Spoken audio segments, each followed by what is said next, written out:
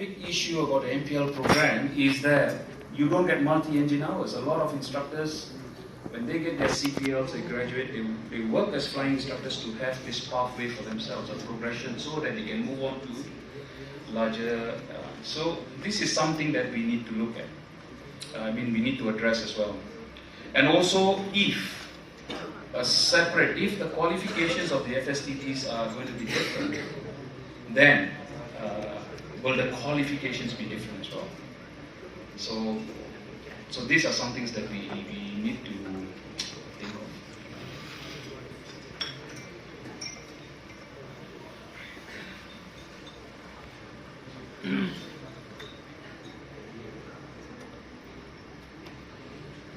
In conclusion,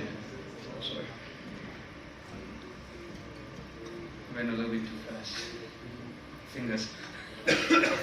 In conclusion, the integration of high fidelity simulators into the MPL Ab Initio core phase flying training is a catalyst of enhancing competency and safety. While the core phase remains focused on actual aircraft flying, the incorporation of simulators strengthens the training. In threat and error and IFR procedures, I think it is very, very important because I am talking through our experience, is the bridging from phase 1.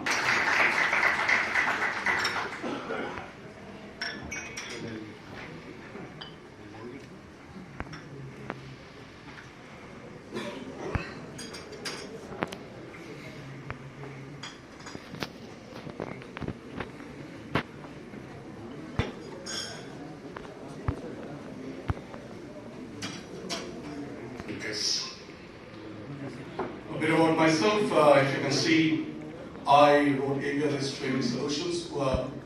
With our experience, I felt the question is now, 3-4 years, do you have sufficient experience to make decisions? And ask the ATC once whether we can do something else.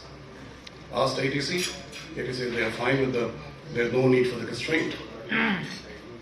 Everything happened as a procedure. It's whatever the captain was doing was within limits. But why did he move and push the boundary? That's one event. The second event was a sim event, 350. Flight level 350, the sim instructor gives twin engine failure. Instructor simulates both engine failure, captain follows the ECAN for pressurization. Captain commences emergency descent. What traditionally done?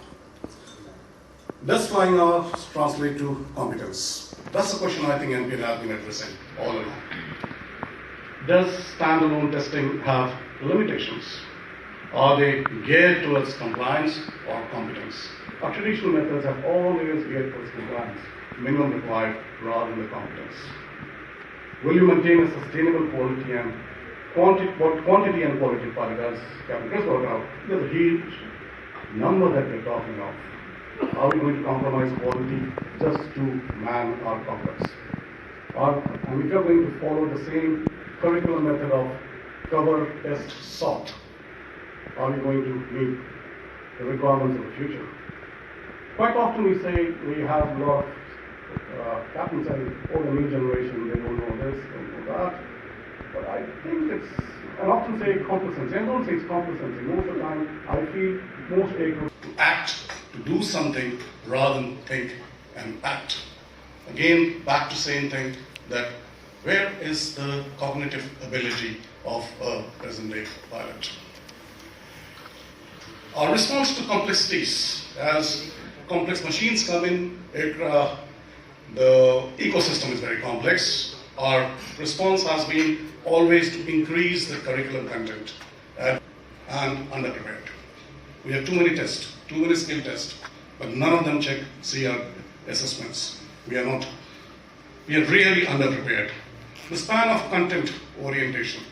You keep increasing syllabus, you keep increasing training sessions, but they don't mean because they don't have any they lack depth of understanding. And this has affected the very essence of CBTA, the very essence of MPL, that is predictability, reliability, and resilience. The system we have It ain't broke, it's not broke. We don't have to fix it. Most of the things that can be done, or say process-oriented thing, can be automated. It's only the decision-making, problem-solving approaches that needs to be built upon. And for that reason, it has to be cognitive, and the pilot has to move out of the ecosystem. And he is the crucial link between the machine and the environment. That's the reason why we say competence rather than compliance. And there has to be a detailed roadmap as to the competence-based training assessment. A sequence of phases. There has to be prerequisites, as brought out by all members here. It's a prerequisite that a person has got certain competence, demonstrates the potential to commence the course itself. And thereafter, for each stage, we go from one input, a process, and an output, feedback, and then we do continuous improvement. We have to bridge this gap between training and the work environment.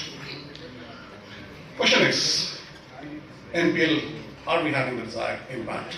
What I share with you is my understanding of what general understanding of NPL is, with a little bit of experience we have with Qatar Airways, and a bit of my own little reading.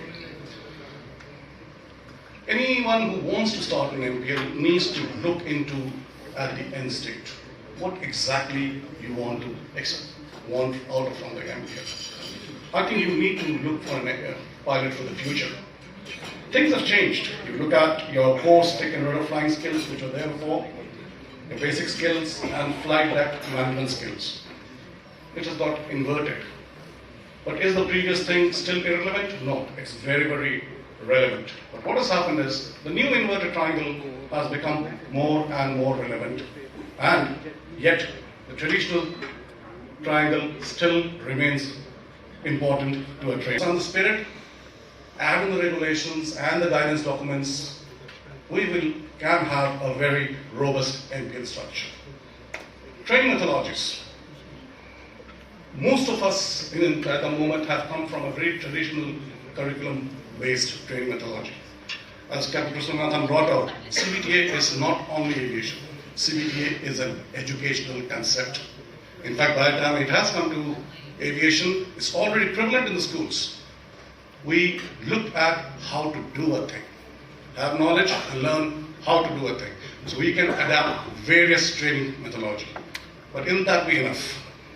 The biggest issue of CBTA is the mastery. We say CBTA succeeds when the mastery test is passed. But who designs this mastery? Who does this evaluation?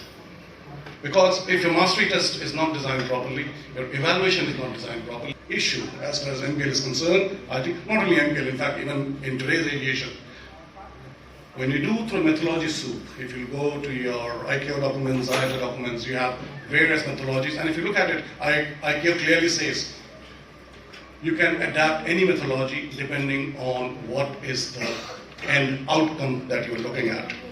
It will involve a lot of reskilling of curriculum designer, instructor, and evaluator. And that is the reason why there is going to be an intense resource, time, cost for training your instructors.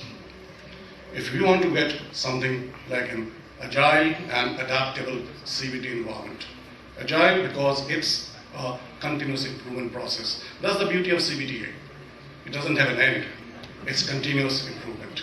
That's the beauty of CBTA. It's not a certificate, it's a continuous improvement. It should be able to make each training analyze, reflect, relate, generate. And that's the question we should be asking. Ask questions to analyze, ask questions to reflect, ask questions to relate, and generate options and make problem solving a more mature, methodical manner. Resource, time, and cost imperative. That's one of the things that Dr. Captain Feroz brought it out. NPL is not cost. NPL is not time saving. In fact, it is extremely resource intensive.